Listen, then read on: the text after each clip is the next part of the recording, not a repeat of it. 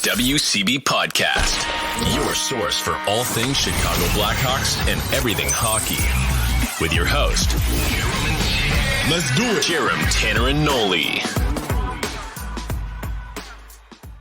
All right, so just in the WCB Podcast, a part of the Hockey Podcast Network, presented by DraftKings. It's Jerem, it's Tanner. What's up, bud? You know, just like so upset. The Hawks are about to end they're about to enter their 4 to 6 week break right now. I should have asked, how are you holding up? Not how are you, like, what's up? Yeah, some very tough times in Chicago right now. Goddamn Blackhawks didn't listen to the last episode and didn't listen to me about putting Bedard in bubble wrap. Damn it. Man. Yeah, fuck. Bedard goes down, Foligno goes down. We're up to 9. Well, technically 7, but we'll get into that. You want to start right in the games, or do you want to talk about Bedard?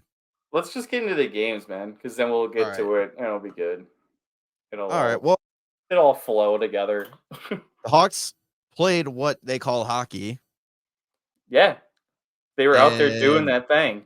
They were skating. They were skates on ice, moving around. Didn't look good. Rough week. Yeah. I mean, not scoring a goal against Nashville. Man. That's I don't know what it is. I think it's just UC Saros is just the dad of this team and will be for a while still. I just like how we talked about Saros just completely owning Chicago. And then Noli's like, sorry, guys, I left Saros on my bench for fantasy. He's going to probably tear it up. And then 21 save shutout. Yep. Hawks are now 0-3 against Nashville this season so far. And the next time they play them is in middle of April. So hopefully something will click by then. Again, typical story for the Hawks. So with this one, first period outshot 16-5. Mm-hmm. Like they just cannot get going. Yeah, it's rough when when that's what's happening, and especially if they like don't get a shot for the first 5 minutes or so. I don't even know when their first shot came, but I think this first one came like 10 minutes into it too. It was like 10 to 12 minutes in, wasn't it? It was something crazy. It was late. Yeah, you just know that like that's not gonna do it for him. Let's see. Missed shot, block shot, shot on goal. The first Hawks shot on goal. So I'm scrolling. 5 minutes in. Wow, Bedard didn't even have a shot this game. A shot on goal, I should say. He did not have a shot on goal, and going into the next game, it only played forward this game that didn't have a shot on goal. Yeah, that's not good, but it's okay though, because it's not like he's not shooting, right? He's shooting and he's trying to pick corners, and if he's missing wide, he's getting shots off, right? So if he's not getting a shot on goal, it's okay. You know what he's doing? He's just trying to average everything out. He's got so many shots in other games that he's like, you know what? Let's just average everything out. We'll take the night off. There we go. But yeah, 3-0. I really don't know what else to say on this one. Soderblom played and got the call and net for this one. And he played great. Yeah. I thought he did really good. He went, what was it, 26 for 26? Even strength. Perfect even strength. Let up 2 goals on the power play, and then obviously the empty net to make it 3-0. But this was a game that he needed, I think, for his confidence, and it just sucks that he wasn't able to get any offensive support to like really hit that confidence home. It's a lot like what was happening last year with Mrazek, where you'd have a great game but have no offensive support. And hey, as much as it sucks, like we're still not looking to like win games here. Right. Yeah. But it's like, as long as he's feeling better about himself, because like he was on a very bad streaky games. Mm-hmm. I think this is the first game in like 4 or 5 that he broke 90% save percentage. I think he's been in the 80s for a while. But yeah, so it's like, that was a good game for him. 943 save percentage in this one. Hopefully the next time. Oh, did he play? No, he played against New Jersey. Yeah, so that was actually short, but not much to say about this one. You got anything else for it? No, it was just kind of bad, not good showing. It's also Then like UC Saros was just not going to let us score. it was UC Saros show. You knew that was going to happen going into this game. 100%. The Hawks are completely torn apart by injuries already, and it's just how it goes. So then we move on to New York, the first of a back-to-back with the New York metropolitan area teams. Bedard hits Broadway, and I think instantly made a very bad turnover in the defensive zone that led to the Panarin's goal to make it 1-0 pretty early on too. Yeah, that wasn't good, but I mean he's gonna make mistakes. Still 18. Like I know he's a really good player, but still gonna do stuff like that. It's just we don't have the rest of the team to kind of back up him when those mistakes happen, right? Yeah, I was gonna say it's more like I know he's been kind of like his defensive woes have been kind of getting pointed out a lot more lately.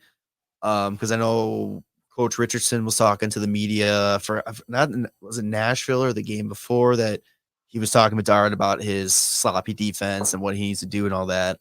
But at the same time, it's like, yeah, he's not playing great defense, but also this is a kid trying to do way too much more than he really should be doing, and his defensive plays paying for it.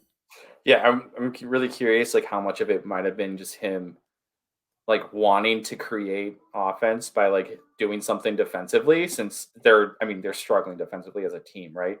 So him trying to probably like overextend himself in situations where he's leaving somebody else open because he's just trying to get a turnover and like spring the puck going in an offensive way. But I'm sure he just does not like playing so much fucking defense, because that's what happens a lot of these games is like they're defending a lot. God, he needs some help. Yeah, man. He really does. You can really kind of look at it as like, hopefully this is the worst team that he plays on in the NHL is this season. That's true, yeah. Because in theory, next year's not gonna. It's not like next year's gonna be a playoff team, but in theory, they should be starting to take that next step up. Bringing in potentially. We talked about it last week. Potentially Nazar coming in. You got Especially potentially more. Yeah. Fuck, I completely forgot. Yeah, the fucking World Juniors just ended. Nazar was one of the best players on US. Like that team was stacked. But he was one of the best forwards in the whole tournament, I think, too. Yeah. Yeah, and then like I didn't get to watch a lot of the games because it was in Sweden, but I got some time to watch the gold medal game, and I didn't even know he was playing on the penalty kill too. No shit. Yeah. Oh, that's awesome. There's like, I forgot, somebody was showing like their players' rankings, like 1 out of 100, and Nazar was a fucking 100. And like his offensive creativity was like 100. His defensiveness was like in the high 80s. I was like, all right, is he ready for the NHL when this Michigan's season's over? Because like that'd be pretty sweet. He was like what, 1 goal, 8 assists, I think, in the tournament. I don't even know if he scored a goal. He had about 8 assists though. I know for sure at one point he had 8 assists. I don't know if he ended up with more, but yeah, and then more with that too. I guess we can wait. We can talk about it in a second here because I say Moore didn't play a lot, but he did get some penalty kill time with Gavin Hayes. And Gavin Hayes was only averaging like 2.5 minutes a game. Yeah, I think Moore was like that. Renzel was also out there like pretty often. Yeah, so future's looking bright, and gets tie it all back together. Bedard hopefully has some reinforcements coming, but that's the other thing we can talk about too. Shit, we are like, as we're talking, like more stuff we said that we were going to talk about next episode. It's coming, so we are figuring the show out live. I'm gonna make a note of that too, though. But yeah, so back to the Ranger game. Let's just try to get this done. Yes. Bedard makes Chris Kreider. That's fine. It happens. Yeah. Kreider gets a goal, make it 2-0. Then Blackwell, offensive juggernaut. Yeah. It's his first goal of the season. I mean, ever since he's gotten back from injury, he's a very noticeable player out there. He's been leading a lot of rushes too, which is pretty great. Yeah, because I mean, who else is going to? Exactly. But yeah, he gets on the board. That was it for Hawks offense, though. Trouba and VC get the other 2 goals. Mrazek was in net for this one. How do you think he did against? I think he did well. It's he's been playing really good. A lot of these goals are just he really has like very low chance of stopping for the most part. So you had a power play goal, which was also deflected. Mhm. But yeah, so he finished with only an 875 save percentage, but again, like you said, what else is he supposed to do? Yeah, He's doing all he can. it's tough. Halter outshot 32-23 in this one. Not surprising. Yeah. So then fight night in New Jersey. Yeah, I don't know if what kind of rivalry is brewing with the Devils and I like was about what to the ask. fucking issue was. I was about to ask, in a couple of years, are we going to be like, so where were you the night the Blackhawk Devil rivalry was Yeah, born? right. What were you doing? It's crazy. Yeah, I don't even know. Like, this fucking got out of hand quick. Yeah. So right off the bat, Bedard, first period, is taking the puck in, and sorry, I hate to say it, Bedard, but heads up, kid, NHL hockey Yeah. just gets fucking leveled by Brendan Smith. Yeah. And let's be honest, clean hit. Yeah, I know. He kind of went forward directly into like his forearm elbow area. And then that's when Smith just kind of like pushed forward too. Like obviously it's not him like doing head contact because Bedard fell into him, but Yeah. the force of him going into him and him lunging out just fucking fractured jaw. Like, are you kidding? It was an unfortunate situation. Like, it was a Yeah. good hit, I thought. I mean, that's big boy hockey right there. Yeah. The I'm main sure he thing didn't expect him to step up on a penalty kill like that, bringing the puck into the zone. right. Yeah, I thought it was like a size difference when I first saw the hit. Yeah. Before we knew like how bad the injury was, I was just like, oh, that's just a big guy hitting a smaller guy. Is what it is. But Bedard leaves the game, doesn't come back. Then was it the beginning of the second period or was it like the next shift?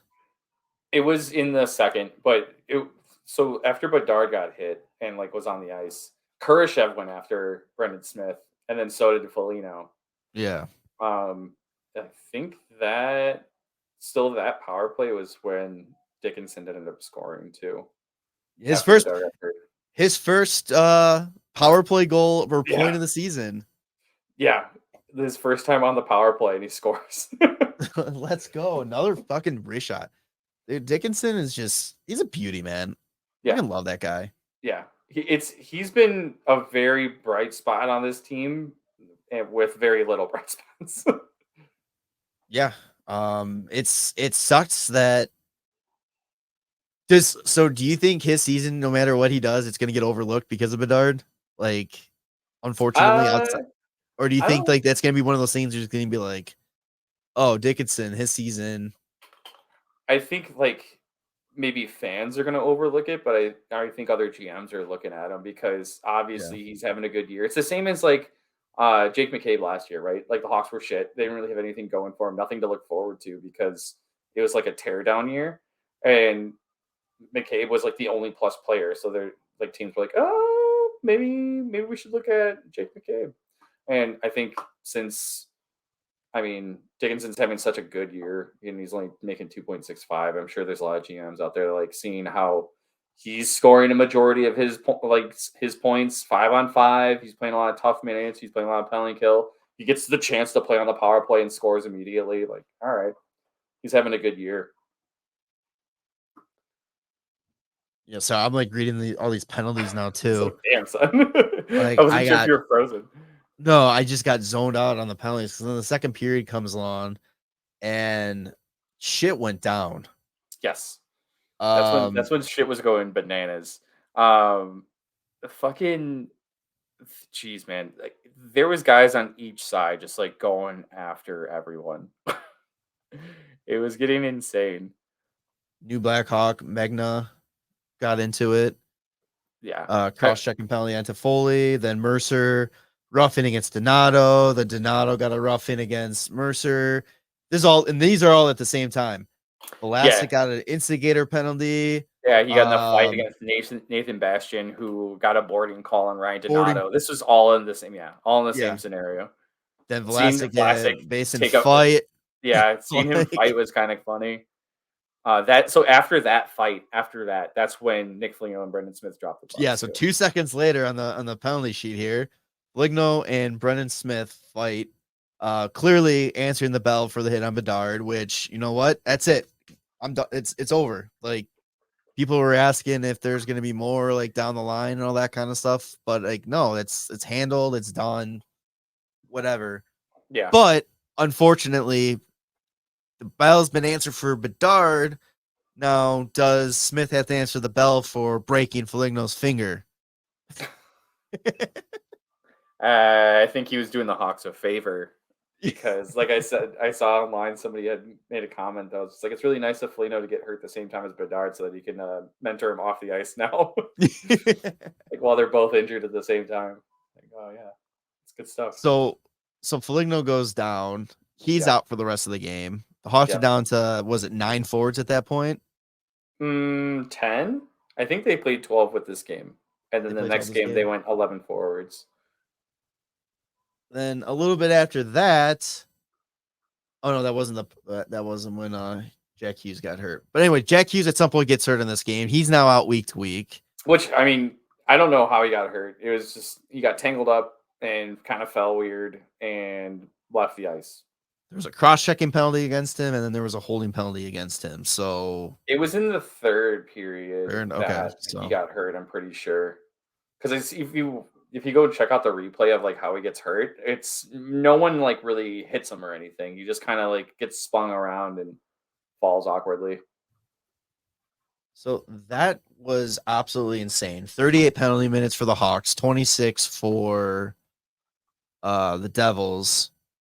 But ironically enough, the Hawks perfect on the power or penalty kill. Yeah. Vlasic had 17 penalties that game. Oh my god. That's insane. All in the same play. One play. That makes sense. Yeah, it was a pretty rough game though. The Hawks, like, Kachuk scored a really good shorthanded goal. I was about to say the only other big thing to talk about with that is Kachuk, Mr. I got sent down or waived. Now I'm back up because of injuries. Score a shorthanded goal and then give the classic let me hear you, New Jersey. Right. Skelly. The fucking I can't hear you. And I mean, you can't do that when you're on the bottom team. Like this Devils team went to the playoffs last year, and like they have the firepower offensively to just come back, and that's exactly what they did. It's like, oh, come on! But I love the confidence he had and just like taunting. It's so funny. It was amazing. Maybe he was watching the World Juniors a little too much and seeing Team USA fucking taunt Sweden. Do you see blowing kisses? Yeah, that was the greatest. Dude, people were so soft about that too. They're like, of course, Team USA is so classless. It's like, all right, they're getting fucking booed for stepping on the ice because they're in Sweden. And they're shoving it up the fucking fans like, who just fucking get out of here. Yeah, fuck it. Whatever. Yeah, Hawks dropped that one. That was literally the day that the gold medal game was played too. So that's why that's funny. That makes sense. Hawks lost 4-2. Soderblom. This one again, decent performance. Stopped 19 of 22 even strength shots. He stopped all 9 power play shots. Finished with a 903 save percentage. So back to back decent performances for Soderblom. Yeah. Like you said, kind of getting that Mrazek from last year territory a little bit. Yeah, not a lot of help. It's tough. So after this game is when we find out Foligno and Bedard going to the IR. Making it 8 people on the IR, 9 total. Yeah, 9 guys on the IR, 10 with 10 guys missing from opening night roster with Perry being cut. Yeah. And then the Hawks make moves before KD the Calgary game. Goes into business mode. Yeah, like he drops this. So here's the thing. Okay, let me find this out. He goes out and he makes a trade for Rem Pitlick. Okay, which is weird because he says he's on emergency loan. Whatever, don't care. Who I'm assuming because he was able to just get him for a 7th round pick in 2026. It's conditional too. I wonder what the which I don't know what the conditions are. It still hasn't come out. Doesn't say. No, but I'm wondering if part of the reason he went and got him was because he has history with Richardson in Montreal. Maybe Richardson was like, yeah, he's a good kid. Bring him in. Yeah. He hasn't had much NHL time this year, I don't think. Oh, Yeah, he hasn't played in the NHL yet. He hasn't touched the ice at all. But He's played pretty good. Good in the AHL. 24 points in 32 games. Yeah. Yeah, I mean, it's not perfect. It's not amazing, but it's not bad. It's His offense. NHL totals are 54 points in 123 games. That's not terrible. Young. And then, yeah, well, he's 26. And then they went and picked up Zachary Sanford off of waivers from Arizona. So they went and got some warm bodies. Yeah, literally all this. Like, there's one move. There was one move you had to do. Yeah, Seinfeld. You won't do it. Why the fuck won't you get Kessel? Maybe they reached out to Kessel. And he's like, no, no thanks. Oh God. Kessel, Anyway, we'll be like a Patty Kane here. You can come in and we'll move you at the trade deadline to a contender. Because did you see that too? There's already rumors that Kane is willing to waive his no trade clause in Detroit. Oh really?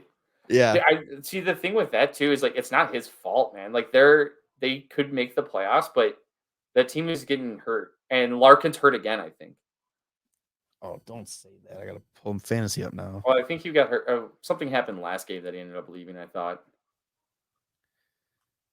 He's having a rough go this year because he's having a good season, but he keeps getting fucking taken out of games.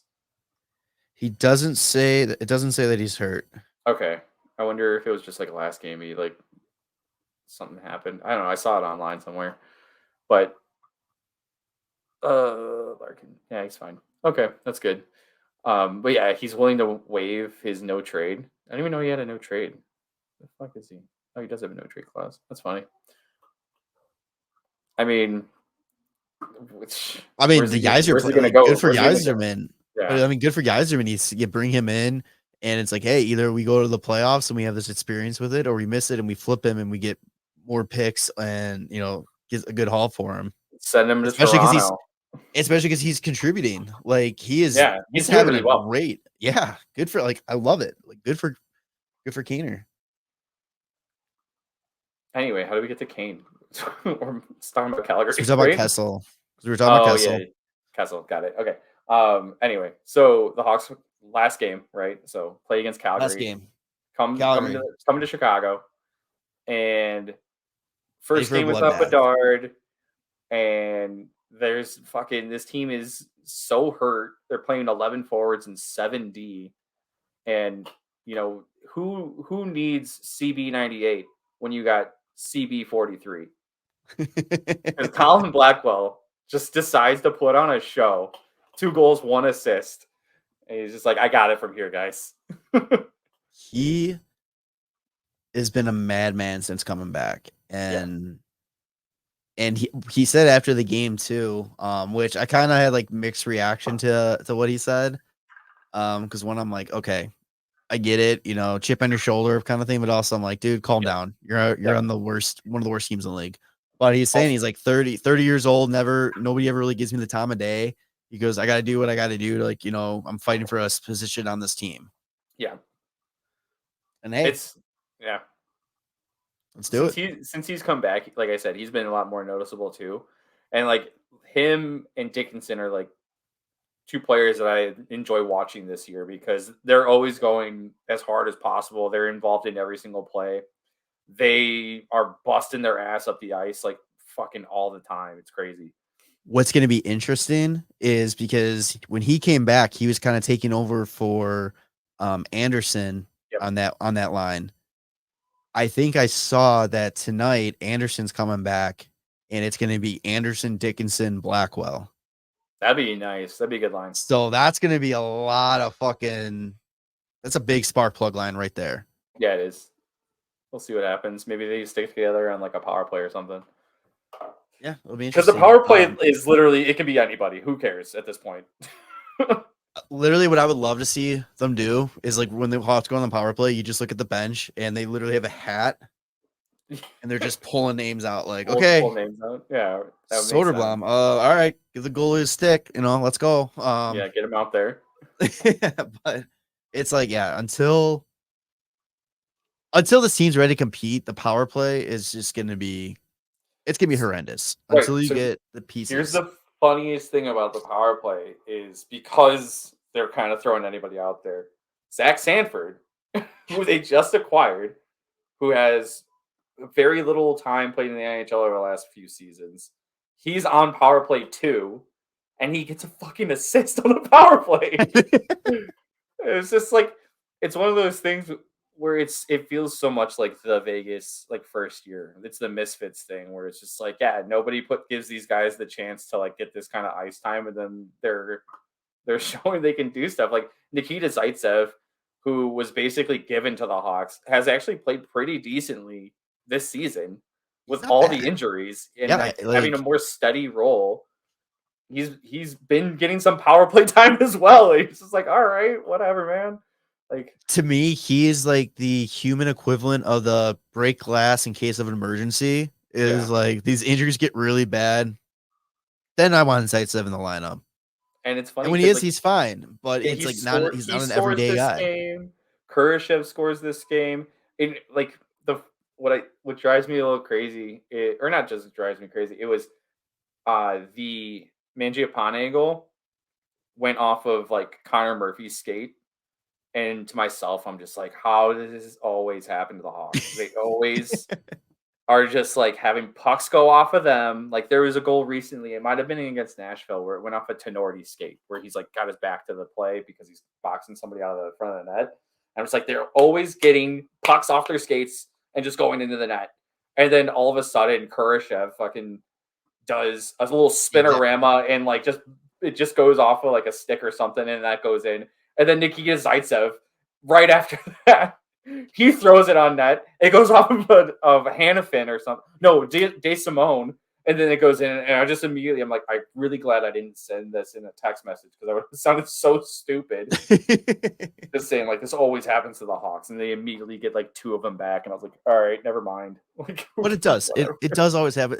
That's one of those things where it's like death taxes and an own goal for the Hawks. Yeah. Like they're gonna have so many this season, and yeah, and that gives them the boost to like take the lead, and then Colin Blackwell, just the madman, gets that power play goal, which comes from Zaitsev and Sanford, which is exactly what I'm talking about.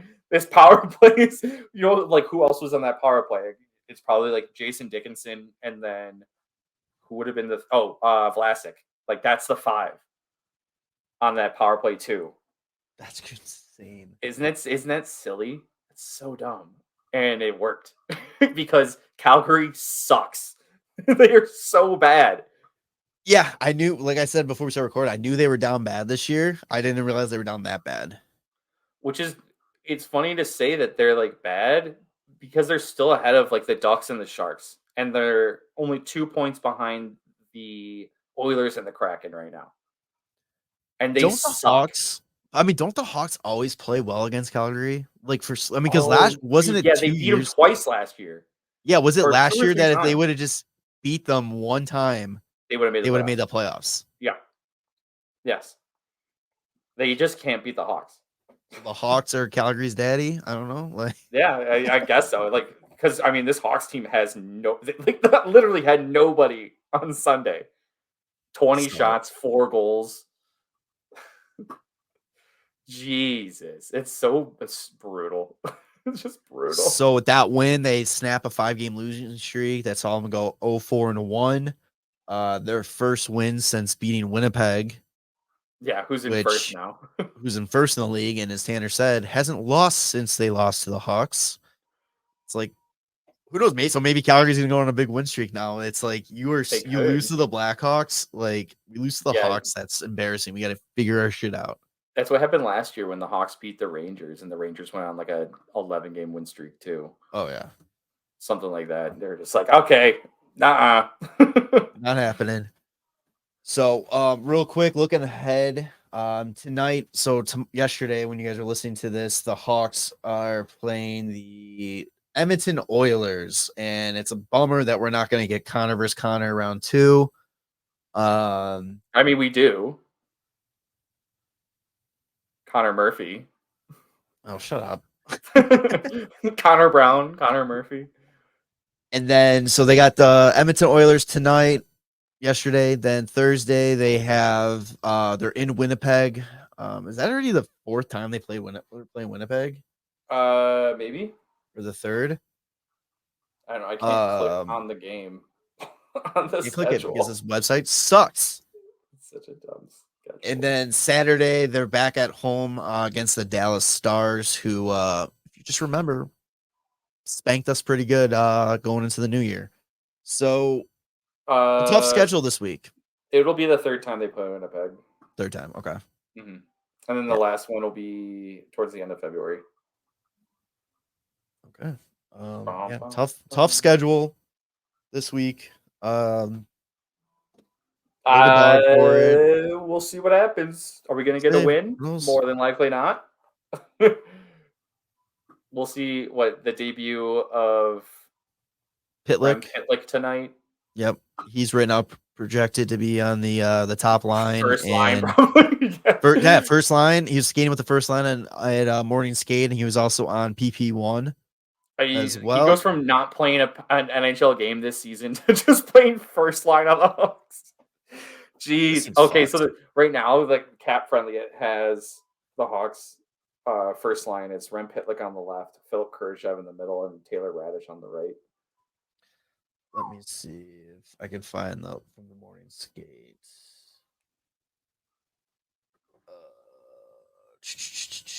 All right, morning skate lines: Pitlick, Kurashev, Radish, Blackwell, Dickinson, Anderson, Reichel, Entwistle, Gutman. Yep. Boris, Sanford, and Donato. Yeah. With Tenorti, Murphy, Vlasic, Megna, Korchinski, and Zaitsev. Tenorti and Murphy. Oh my god. And Mrazek is in the starter's net. Hey, good. That'll be good. Oh man. Injury updates. Man. Yeah. Injury updates. Man. As you can see, Joey Anderson and Taylor Radish are back. They'll be in the lineup tonight. Seth Jones skated with the team, but he still isn't ready to return. The Hawks want him to get at least one practice under his belt before they make the call on when he will be back. And Anthony still no update on him or Tyler Johnson. Nick Foligno, broken finger or fractured finger. It just depends how it heals. Typically, it's like 6 to 8 week time period for that to heal. Connor Bedard, broken jaw or fractured jaw. 4 to 6 weeks. 4 to 6 weeks. They're saying about 4 weeks potentially. They probably want him to be back for the All-Star game.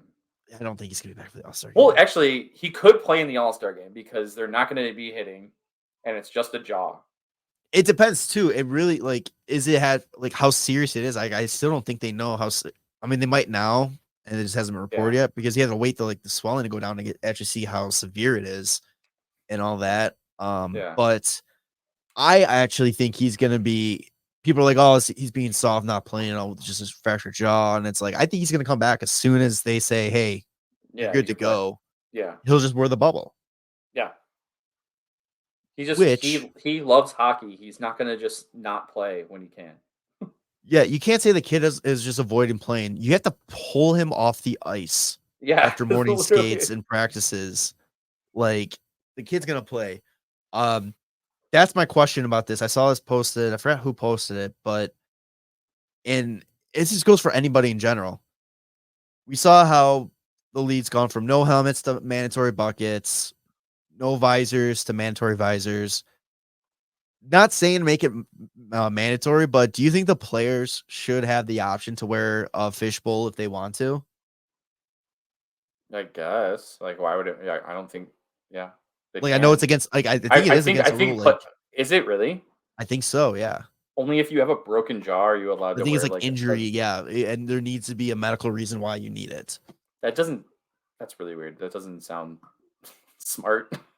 Because I mean, you think about it, it's like if Bedard prefers playing with a bubble, that play happens, he's not out. Yeah. So it's just like I don't know if that's something that the league should reconsider or if it's as much as the players just find it more comfortable to play without it. Right, and that's what I'm saying, making it optional. Like, don't ever do like a mandate like how you do with visors and helmets Right. and all that. But it's Well, like, that's like it's like the same thing with like neck guards. Like you can wear a neck guard if you want, you don't have to, and a lot of players choose not to because it's not comfortable. So maybe that's like right, the situation with like the bubble, right? Like the bubble like fogs up really easily if you have the full shield. And maybe players are just trying to avoid the vision issues that come with that. oh yeah, I tried using a bubble when I was playing, and it was fucking brutal. I hated it. I fucking hated it. But yeah, I don't That's know. why you had That's to get something the hybrid. Get the hybrid. yeah, I did have the hybrid, and I got chirped relentlessly from my Noli, my own goddamn teammate. Yeah. When? What was this? Men's league, but still. I feel like it should be fine in men's league. I'm not trying to lose teeth with a bunch of fucking Right. guys that Exactly. like all have day jobs. Real quick, the last thing I want to talk before we start transitioning over here.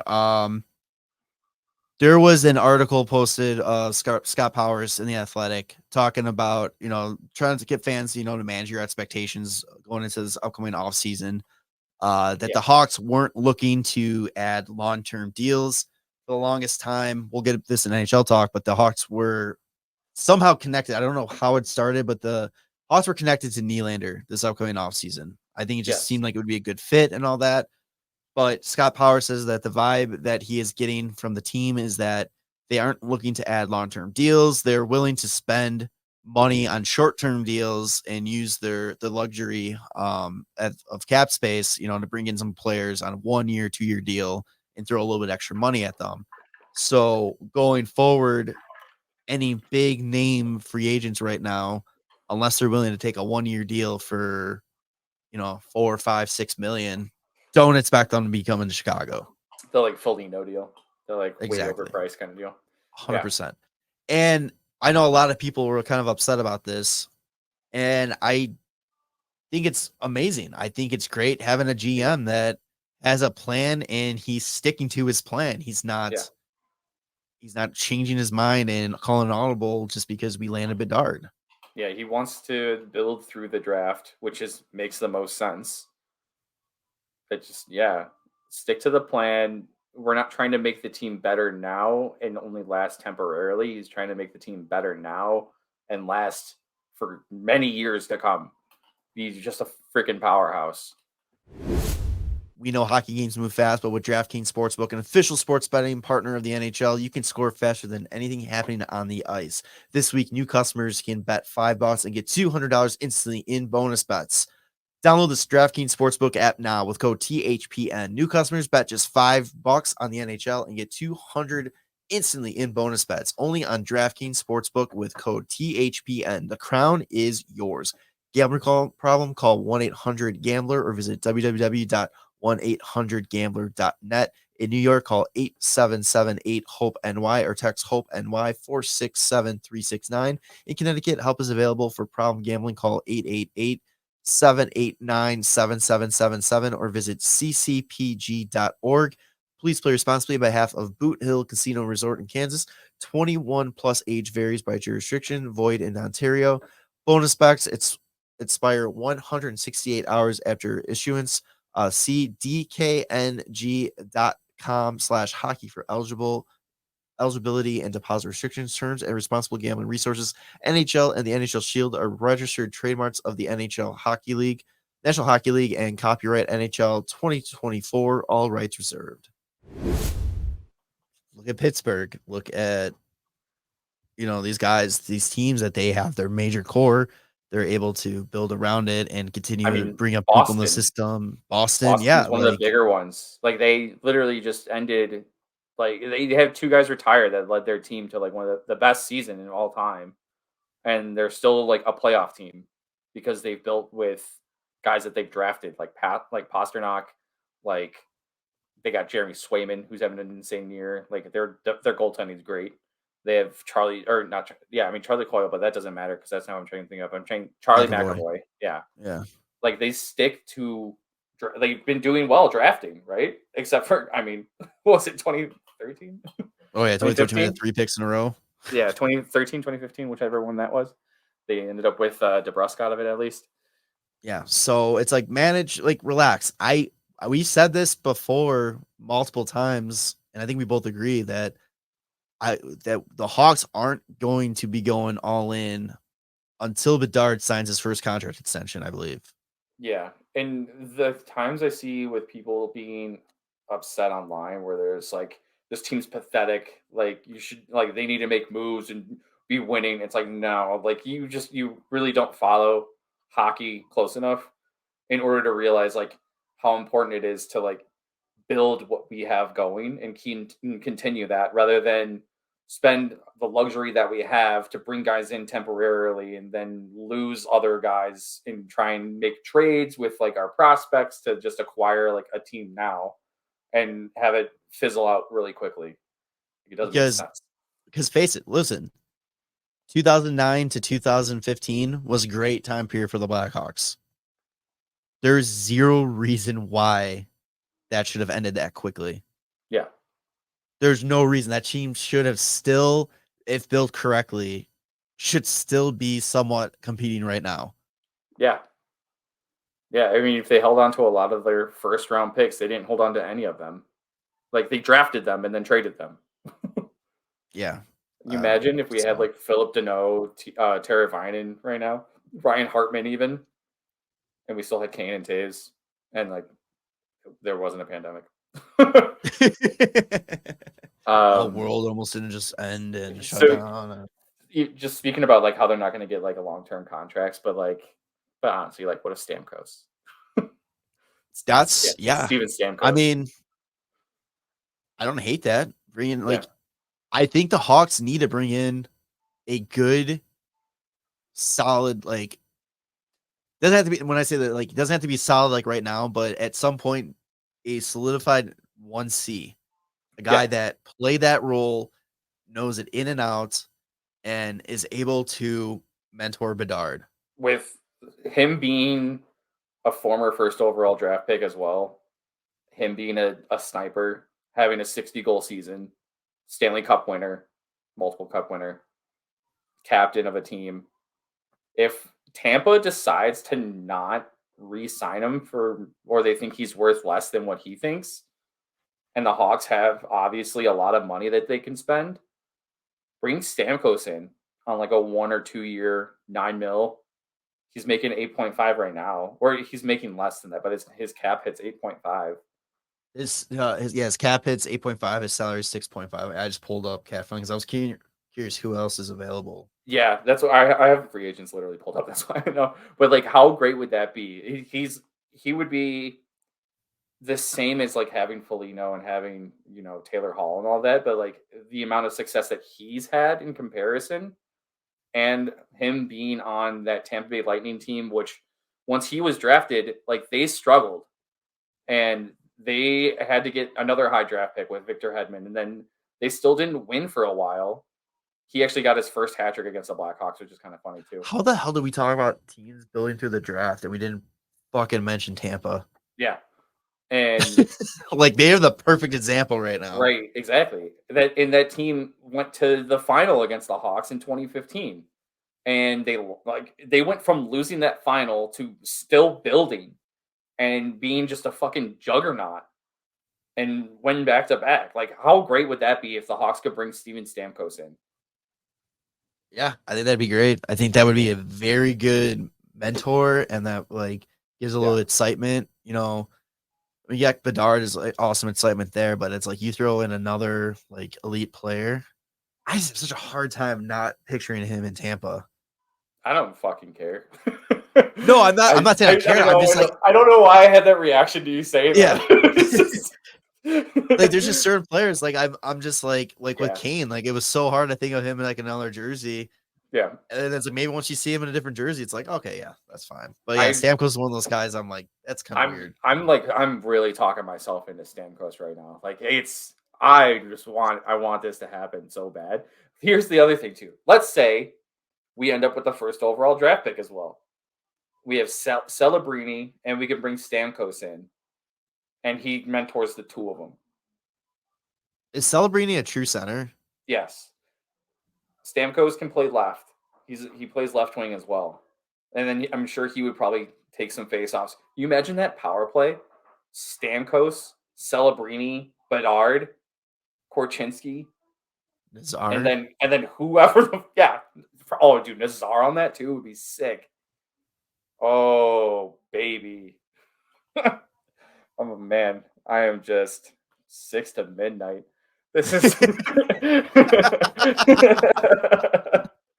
oh god, that would be so sick.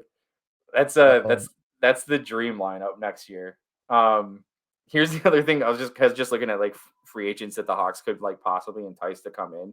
And last episode when I was talking about how they need more veteran leadership on the back end, what if I said this in our group chat?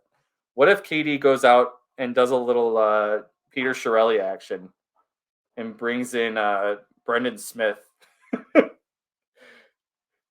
Just like how Peter Chiarelli brought in Brandon Manning after he injured fucking Connor McDavid his rookie season. Brendan Smith's really, on his last year of his deal. He's 34 years old. Is he like anything though? Like, I mean, he can fucking body people. You see that? how about this guy? He is going to be up on his deal this year. 39 years old, Tampa Bay Lightning, Brent Seabrook. Yeah, bring him back. Yeah. He needs to mentor that. Him and Vlasic would be a great pairing. I mean, Jake Muzzin's never playing again. Tyler Myers. I'm just looking at like defensemen. You're just looking at defensemen. I was looking at Noah Hannafin, but see, Noah Hannafin, I don't know if he would really. That's more of like I want to compete. 27. Yeah, right. Yeah, he would be great. What about Alec Martinez?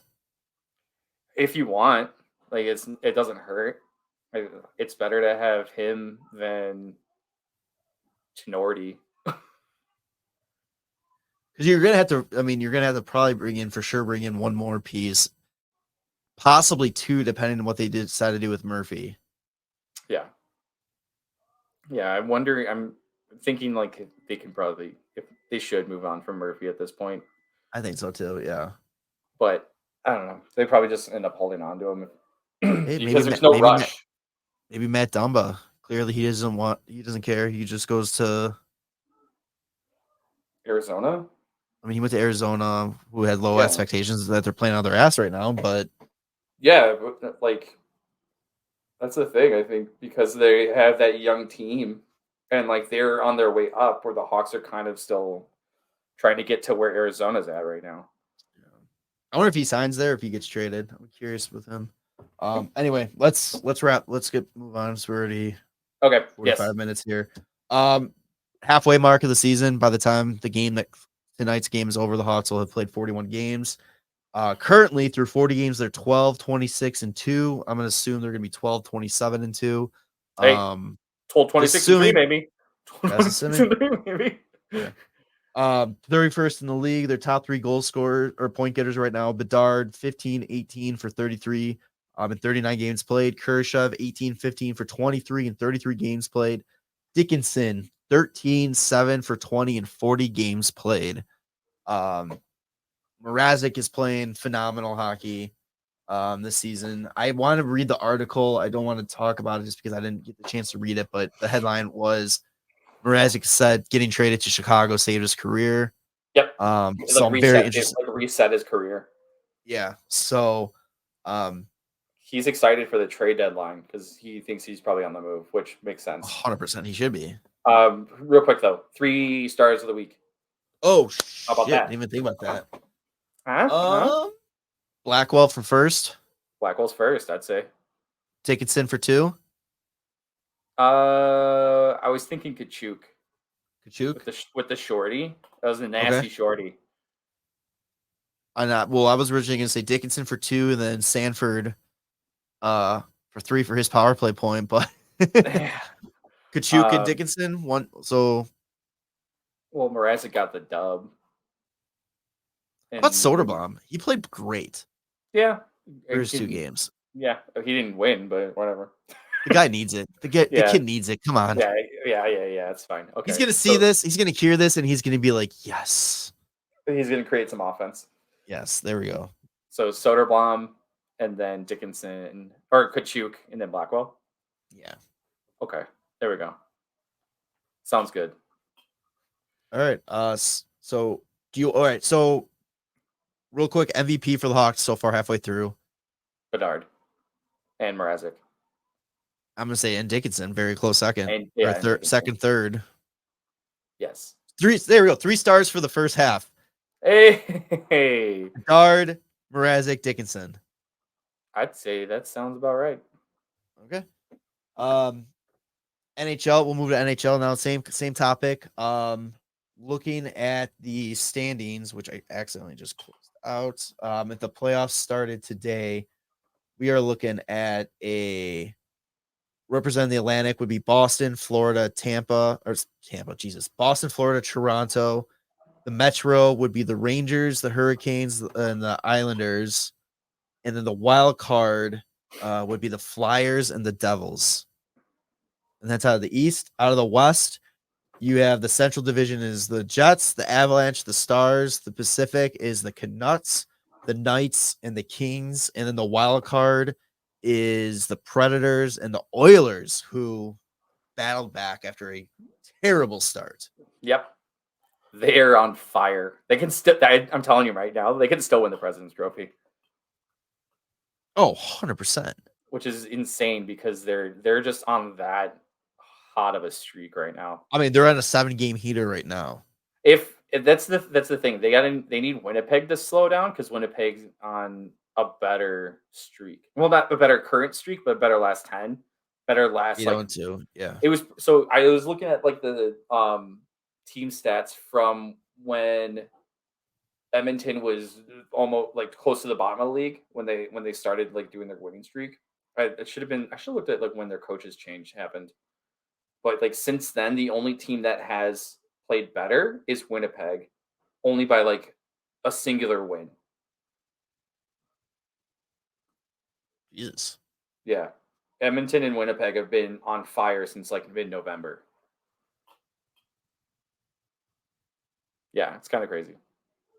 Are we going to finally see a Canadian Stanley Cup champion? No. No, I don't think so. It really depends on the trade deadline, right? So, surprises.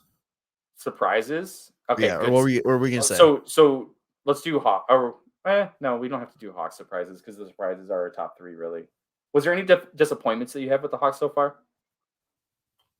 Bedard getting his jaw broken. I was going to say injuries. Yeah, injuries. Reichel is a bit of a disappointment. Here's the thing, though. Like, watching the games, he's creating so much offense, and then the puck's just not going in. Right. And it's just so disappointing. Like, I was against New Jersey. He had, like, battled to the front of the net, and the puck was, like, laying behind the goalie, and then the defenseman just swiped it just a split second right before he got it. And I was like, that's just the story of his season right now, is having opportunities and then the puck just not going in for him. And it sucks because, like, online, I see a lot of people saying, like, oh, he's so unreliable and all this shit. It's like, yeah, man, he's having a snake-bitten year. Like, I'm assuming it's not going to be, like, this way for his whole career. I really hope we don't give up on him, like, early. Because I hate when the fucking team does that. Yeah. You got to remember, he's what, 21? Yeah. Right. It's crazy, but all right, surprises from the NHL. Okay. What is it? What is surprising? Vancouver. That's a huge surprise. They're playing fantastic. Philly is a massive surprise because how about the East in general? I mean, look at the wild card. The Flyers have the number 1 spot, 46 points. New Jersey's right now second with 44 points. Tied. Capitals are at 44. Penguins are at 44. Detroit's 44. Tampa Bay's 43. Montreal's 39 with 2 games in hand on 1 game on hand on Philly. I mean, they could still potentially go up. I mean, Buffalo's even just 1 good streak away from being in it too. Yeah. But yeah, I mean, there's just a lot of teams I wasn't expecting to be doing good this year. I thought Philly was going to be at the bottom of the league. 100%. After getting rid of Provorov and getting rid of Kevin Hayes. just was not expecting this out of them. Disappointments. Winnipeg's a big surprise too, because I Yeah. thought that they were just going to struggle and continue to struggle after making those signings of Hellebuck and Scheifele. I was like, oh, okay, I guess they're just looking to just float along. Definitely win the Dubois trade. Yeah, as of right now, I would say they are. Let's see. LA has been pretty nasty. Surprise in LA is Cam Talbot's like resurgent as like a. I just think that there's something wrong with Ottawa at this point because they're last in the East, right? Yeah, they're dead last in the East. Oh my God. Well, they also have like 5 games in hand, but they're dead last in the East. They consistently are having goaltending issues over the last like 3 seasons because they went from having this year they have Corpusalo, right? And they're dead last. Last year they had Cam Talbot. He played like shit. And the year before they had Matt Murray, played like shit. And then they get rid of the guys that they brought in, like Matt Murray, who was, whatever, he's injury prone, so it didn't really have a chance to like kind of prove that he wasn't just a shitty goalie in Toronto. But then Cam Talbot goes to LA and is now one of the top goalies in the league right now statistically. I'm trying to think of who else they had before that. Joey Decord too. I think he was in Ottawa. I think so. Where the hell was he before? But he's having a great season. I think it's just because it's now his time to like kind of shine because he's only like 26 or something. I want to say. Or was he in Florida? That kid is taking over. No, that was Dreger. Yeah. Let's see, Joey Decord. Yeah, Ottawa. Yep. All right. Disappointments. Buffalo. Huge disappointment. Ottawa. Disappointment. Huge disappointment. Mainly those 2 teams. Because I'm not disappointed. The Blue Jackets weren't expected to still like do that well. The Devils are a little bit of a disappointment, but they've been injury prone. They've had a lot of injuries, but I also think last year they overperformed last year. Yeah. Or overachieved. I don't know what the overachieved. Yeah, because they weren't expected to do as well as they did. Yeah. After they did that, like you kind of was expecting them to just do it again. Well, but the entire season last year was like, okay, when's the other shoe gonna drop? When are they gonna fall off a little bit? And now it's falling off this year. I don't think this is gonna be I think last year is more what they're gonna be than what they are this year. But yeah. Ovechkin a disappointment, not scoring as many goals. Yeah, it's kind of weird, right? He's heating up a little bit. As of late, I think he's 65 away now. But has he been scoring more? He's started to, yeah. It's crazy that they've like still in the hunt with him not scoring. He only has 8 goals this year. Lucky number 8. He's not going to score another goal. Yeah, right. That's just the way it is. Disappointments. What else? I feel like there's so many disappointments that I just like block them out of my memory at this point. I have no idea. I literally can't think. MVP for the first half of the whole NHL. Whole NHL. Probably like McKinnon or Kucherov. Kucherov's have 67 points. McKinnon's 66. Next closest person's Panarin with 57. I mean, Aiden Hill. I mean, still doing it. 193. Isn't he hurt? Is he hurt now? I thought he was hurt. I thought he's been hurt. So his stats just look good because he's not playing. He's got 15. Yeah, he's got 15 games played right now. Okay, never mind. I take that back. Fuck you, Aiden Hill. Yeah, I don't know. And Logan Thompson's been taking more of the load at this point. 24 games played, 12 wins. Quinn Hughes. It's a disappointments. Samsonov and Vitek Vanacek.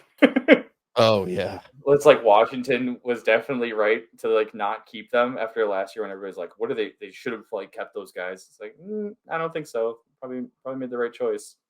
Yeah. What other disappointments are there? Like I said, man, just blocking these guys out. Let us know. Quinn Hughes is a huge surprise. Plus Yeah. 30. Jesus Christ.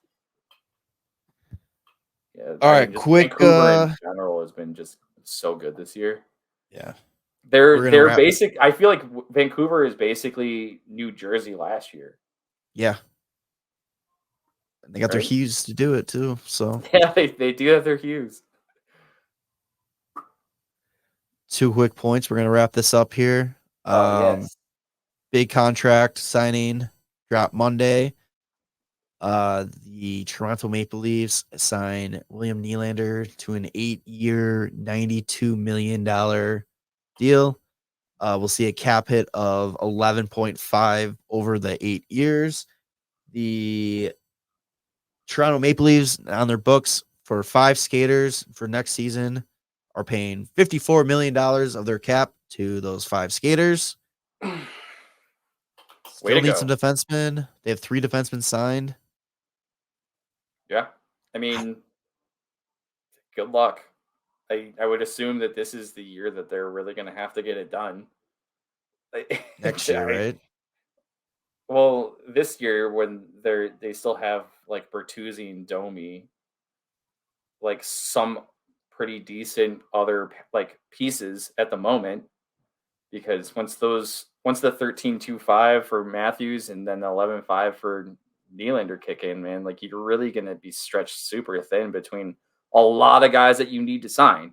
Yeah. Let's see, Nicholas Robertson needs a contract. Like everybody that's on a 1-year deal right now, that is Bertuzzi, Domi, Robertson, Noah Gregor, Bobby McMahon. I don't know who that is. Doesn't matter. TJ Brody, Timothy Liljegren, Mark Giordano, Simone Benoit, Sam Lagesson, Martin Jones. I don't know if he's coming back. Like, I don't know. What are they going to do? I think my favorite stat about the William Nylander contract is he'll be making less money with his 11.5 after taxes and stuff than Matthew Tkachuk is making in Florida with his $9.5 million contract. Yeah. Makes sense. It's ridiculous. It is so insane. There needs to be like, I don't know. There's got to be an even playing field. There's something the league can do to make an even playing field there. Yeah, I feel like they should. Yeah, they need to do something about that. Because adjust the cap hit or something, or right. There's something, because that just sucks. It should be like, instead of like what their cap hit would be, like what they're going to be paid, it should be like what their cap hit should be calculated like after tax. Yeah. Right? Because then you can have a fair playing field for each team. If like your 9.5 in Toronto is going to also equal a 9.5 in Florida. Because right now there's a huge draw for those teams because you're going to be making more money off of your contract. It's what, Florida, Nashville, Dallas, Texas. Yeah, Dallas. Texas. So, there's multiple. Well, teams. I was just I meant not yet. I meant states in general, and then I also realized I said Nashville and not Tennessee. Yeah. But yeah, I don't know. Last thing I got here is the drama out of Philly. Yeah, bud, it's great. How do you say the last name? Who would have thought? I thought it was like a trade proposal, like fan trade proposals kind of thing, and then I realized it wasn't. I was like, oh, okay. So Cutter Gauthier. I think that's how it's pronounced, or is it Gauthier? Okay. Yeah, see, I think that's why I let you handle it. He's American, so let's say Gauthier, because I don't think that they would do like the French pronunciation of Gauthier or whatever. Cutter Gauthier just wins the gold medal at World Juniors, tied for first in points, gets traded out of Philly for Jamie Drysdale in Anaheim, which is insane trade. And a second. It's crazy. How cool. That's insane. That's like I was like, holy shit. It's been a long time since I've like some high profile young guys have been traded for each other. But then there's the drama of Cutter refused to talk to Danny Briere. They had a hard time meeting with him at World Juniors to kind of discuss the future and all that. And I guess he just made it clear he's like, I'm not going to play for the Flyers. Yeah. So, as Flyers, any civilized fan base, level-headed with a 18, 19-year-old kid, are handling this very well. I mean, And not I even feel just bad for this not kid. even just the fan base, man. The management. Everybody's just after Cutter right now and is going for his head. Scotty Hartnell's talking shit about him. Ken Johnson, or no, Keith Jones. Keith Johnson. Oh. Keith Jones. Ken Johnson is the center for the Columbus Blue Jackets. Blue Jackets, yeah. But yeah, it's just I feel so at the same. I'm on both sides of this here. Yeah, I'm on the side like I kind of feel bad for these kids that they have no say where they're gonna play from the time that they're drafted until they are 26 or meet the requirements for UFA status. right. But at the same time, you're getting a chance to play in the NHL. And being a top 5 pick, it's not like a question of if, it's a question of when you're going to get your shot. And apparently he wanted a shot last year, this season. Yeah. And the Flyers apparently wouldn't sign him because they were worried about going bonus overage. Yeah, the cap implications of getting him signed on a contract. When it's crazy to me because it would have been affecting them this year. And I guess apparently they were expecting to be competing as much as they are this year because I don't think anybody else had them penciled in to be competing as well as they are. Well, you would have to expect. You would hope that management would be like, hey, we kind of expect us. Like, unless you're flat out saying we're rebuilding. Yeah. Like, they've never actually said those words. So it's like, hopefully, hey, again, like we said, Kyle Davidson sticking with his game plan. Good for Danny Briere sticking with his game plan. Yeah. But, and yeah, I think with Keith Jones, like one of the things that he said though too, it kind of is like a little shot at him. He's like, he just won gold at World Juniors, tied for first in the tournament. His trade value would never be higher. I was like, I don't know about that, but like, what a shot at him, kind of like. Apparently, it's only downhill from here, is what he's saying. It's like, oh my god, yeah, okay, bud. Kid hasn't touched the ice in the NHL yet, but he's a very highly touted prospect, and I'm sure any. Oh yeah, the kid's gonna be a fucking stud. Yeah, and Anaheim is gonna look real nasty up front. Unless the rumor's true, that the rumors going around that Zegras is available, but Zegras is overrated in my opinion. So, hey, it doesn't matter. What is Jesus Christ? I want to see Anaheim. Like they have for the future currently, Zegras, who's 22. McTavish, who's 20. Who else was? Oh, Leo Carlson, who's 19. Their defensive end right now with Pavel Mintyukov, who I think him playing so well is the reason why they were completely fine with giving up Jamie Drysdale. Yeah. And they also still have that Olin Zellweger kid who's not on the team currently, but he's also 20. And he's looking like he's going to be real good. I feel like there was more, and I just can't fucking read. Yeah, now they have Cutter Gauthier. I feel like there's other people. It's just like Anaheim's looking like they're going to be scary like 4 or 5 years down the road when these guys are all in their mid-20s. And yeah, we'll see. It's going to be, if the Hawks can be as good too, it's going to be a lot like the 2010s to the 2015 when they're just like battling in the playoffs. It'd be nasty. Dude, that's hilarious. I'm looking at their futures list, or like reserve the rights to.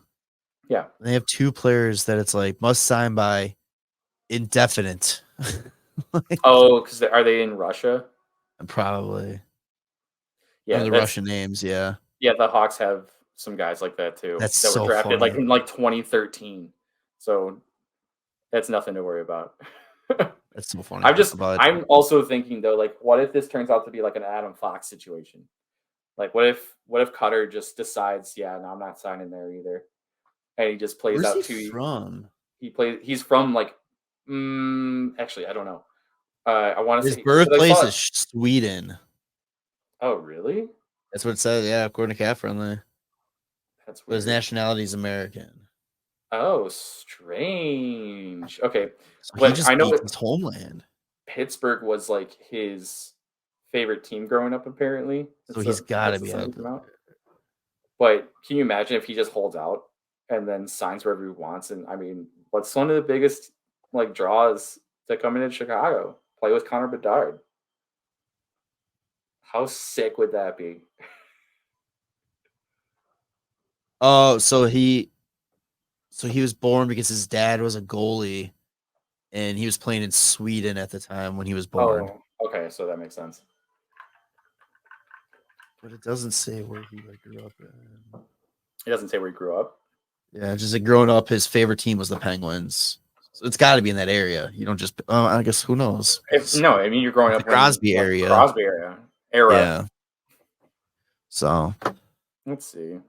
Yeah, I mean, I kind of am like fingers crossed. Like, let's like if he's like holds out from Anaheim, come to Chicago. You'll have right. another connection to Kevin Hayes. No, he's getting dragged in that. I love that too. That's hilarious. It's so dumb. Like I can't believe that the announce or what was it? Just like the TV guys. Was it the For TV guys? Philly. It was just Yeah. because I couldn't figure out who it was, and they were just This like, has Kevin Hayes' fingerprints all over it. Well, fucking what? What's funny though is like I thought that because I saw a clip of him like talking about how Kevin Hayes was like talking to him a lot after he got drafted and was been really cool with him. But here's the difference. They also both went to Boston College. Right. And here's the difference though. I don't work for the Flyers. I can say that. I can say, Kevin Hayes might have something to do with it. You can't fucking work for the team and then throw out that accusation out there. Yeah, that's crazy. He played for Honey Baked, like 13 under. So I wonder if he was Michigan living in Michigan. We had to have been, yeah. Right? I mean, saying like when he got back from Sweden, when they came back, like, oh shit. Dude, guess who was on this Honey Baked team when he was 13? Who? Rutger McGroarty, him, Frank Nazar. No shit. Yeah. That would have been that's a nasty 13 team. Nazar talk him into staying unsigned. Yeah, seriously. You guys have known each other since you were 13. Come on. Unless McGroarty somehow gets him to sign with like Winnipeg. Oh man. That'd be kind of nasty. I'm still kind of like, hey, 2 years. I think it's 2 more years he has before he can sign to wherever he wants. So if he just stays at Boston College, and we have Celebrini, maybe we have Stamkos still.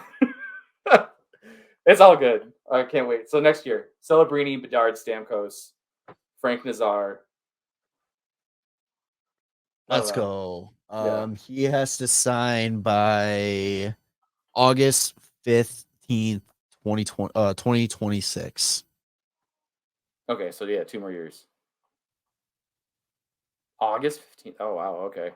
So he literally waits all the way up until 2026. I'm assuming that because he wants to make it to the NHL already, because he wanted to do it last year with Philly. Yeah. I'm sure at the end of this season, like Anaheim signs him. 100%. And then that team's gonna be scary 4 or 5 years down the road. They'd be dumb if they didn't. Huh? They'd be dumb if they didn't. Yeah. They have so much cap space, like it doesn't matter. Yeah, the cap space. You're already letting younger players get the experience. Fucking do it. Like you're gonna probably move on from like Jakob Silverberg and like Adam Henrique if you can at the trade deadline. Maybe Ilya Lyubushkin. There's gonna be room on the team. I know Lyubushkin's a defenseman, but I'm saying there's gonna be more room for like young guys to come up. Yeah. Maybe you get rid of John Gibson as well. Who knows? Who knows? I completely forgot that Stalock was in Anaheim, by the way. I don't think he's in the minors. He hasn't played Barracuda. Barracuda. No, it's not a Barracuda. They're the Gulls. San Diego Gulls. Oh, Barracuda's Sharks. Yep. Anyway, I think that's about it. Yeah, episode 258. What are you calling it? I do have a note. What is it? I had a note, CB43. CB43. Yeah. That was one thing that kind of stood out to me. So if you needed help, I was like, okay, here's a note I can give you. It's just like we can't call it the IR episode again. That one happened 2 weeks ago. It's like even worse at this point. Man, yeah. It's CB43 time. Or I kind of like the idea 4 to 6 weeks. Yeah. See you in 4 to 6. All right. Nah, it should be CB43 time. That's fine. Okay. All right. Check it. Make sure to follow us on your favorite podcast feed. The big ones are Spotify and Apple Podcasts. YouTube, subscribe to there. DraftKings promo code THPN. Some awesome offers, as you heard in the mid-episode ad. Social media at WC Podcast. And yeah, speaking of social media, make sure you're following the Instagram, because this Friday we are dropping something that you may want to take part in. Hey. And if you're really paying attention behind me somewhere, you might be able to get something off of that. Yeah, on the YouTube. So check it out. All right, until next time. Hey, love you boys. I'm Bedard. Bye. Thanks for listening to the WCB Podcast. Be sure to subscribe wherever you heard this podcast. To connect with Jerem and Tanner, check out the boys at WCB Podcast on all social media. We'll see you next time.